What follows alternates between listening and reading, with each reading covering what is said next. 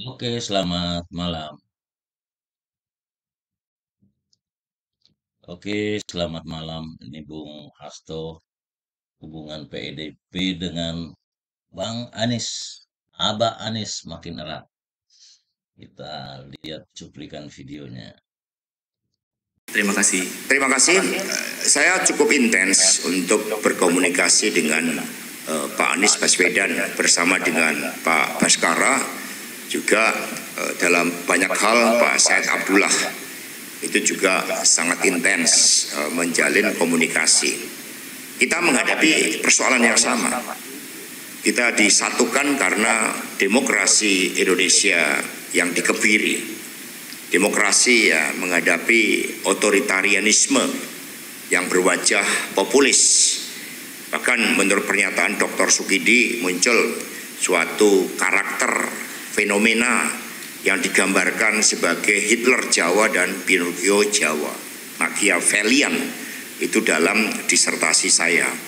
Sehingga dalam konteks itu kita semua justru disatukan. Ini bagian dari dialektika politik.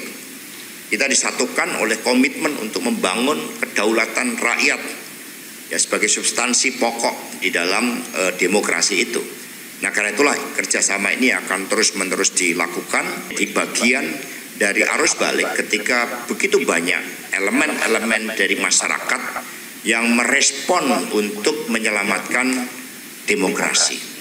Karena ketika praktek-praktek yang intimidatif dibiarkan, praktek penggunaan sumber daya negara itu dibiarkan yang menciptakan persaingan yang tidak adil, bahkan kemudian penindasan di dalam sistem demokrasi oleh orang-orang tertentu, keluarga tertentu, maka ini kemudian memunculkan suatu arus balik perlawanan. Jadi itulah komunikasi yang kami lakukan dengan Mas Anies Baswedan. Terima kasih. Silakan.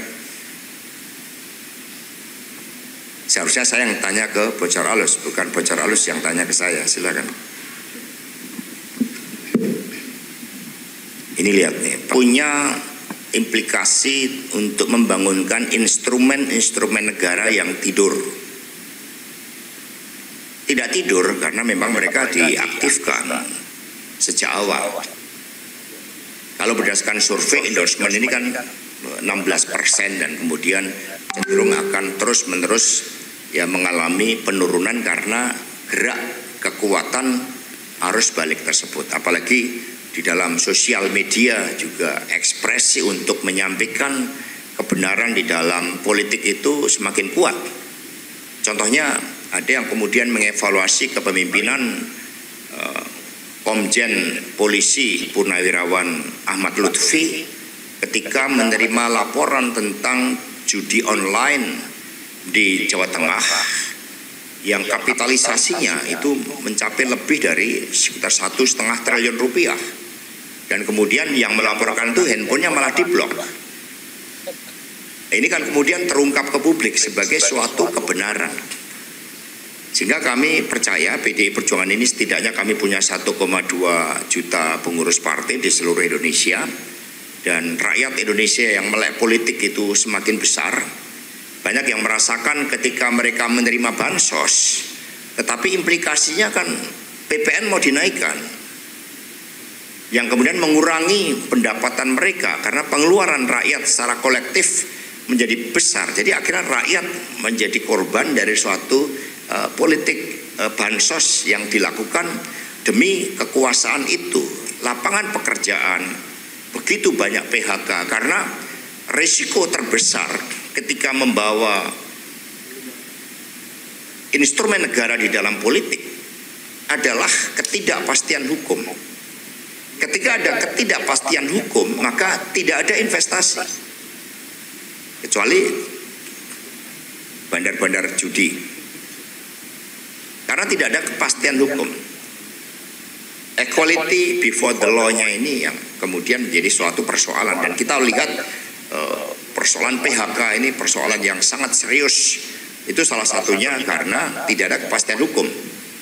Investasi di IKN jauh dari apa yang dikampanyekan Jokowi karena tidak ada kepastian hukum. Nah, Nah, sehingga penggunaan instrumen-instrumen negara sebagai bagian dari endorsement tersebut ini harus kita hadapi secara bersama-sama, karena yang kita pertaruhkan adalah Indonesia Raya kita. Nah, untuk itu strategi kampanye yang terbaik adalah mengetuk pintu-pintu rakyat, membangun kesadaran. Pesan dari Ibu Mega tadi adalah bagian dari membangun kesadaran untuk menyelamatkan demokrasi dan mengingatkan terhadap implementasi dari keputusan Mahkamah Konstitusi, sehingga kampanye yang sifatnya massa itu kami ganti menjadi kampanye yang sifatnya door to door. Nah, di Jakarta sendiri kami optimis karena respon dari Mas Pram yang juga sangat bijak. Mas Pram ini dulu yang mengeluarkan yang tanda tangan rekomendasi Pak Jokowi sebagai wali kota. 23 tahun bersama Pak Jokowi, 10 tahun menjadi pembantu presiden. Tapi ketika Pak Jokowi mengendorse yang lain, Mas Pram tetap menunjukkan optimismenya, keyakinannya terhadap kekuatan rakyat itu. Sehingga ini yang justru menjadi suatu nilai positif bahwa dengan sikap Pak Pramono Anung dan Rano Karno atas endorsement Pak Jokowi terhadap Ridwan Kamil, itu malah mendapatkan dukungan yang makin luas buat Pak Pram dan Pak Rano Karno. Sehingga sebelum adanya endorsement Pak Jokowi, kami merancang 2 putaran, tetapi justru begitu Pak Jokowi mengendorse dan mendapatkan reaksi negatif dari publik, ini malah bisa 1 putaran karena kedewasaan Mas Pram di dalam merespon itu. Mantap. Menunjukkan kematangan emosional, kematangan kepemimpinan dari seorang Pramono Anung. Itulah yang kemudian mendapatkan dukungan arus balik sehingga Jakarta akan menang 1 putaran buat Pramono Anung dan Rano Karno. Silakan.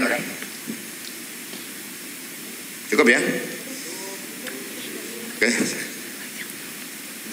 Ya, ini di belakang ini karena mereka juga di bawah koordinasi Bung Ciko nanti untuk menjadi juru bicara partai. Jadi kami melakukan proses kaderisasi agar wartawan nanti tidak melihat wajah-wajah saya yang sukanya boxing ya, tapi mungkin nanti akan lihat wajah-wajah lain di dalam menampilkan komunikasi politik dari PD Perjuangan. Ini juga bagian dari hasil konsolidasi yang dilakukan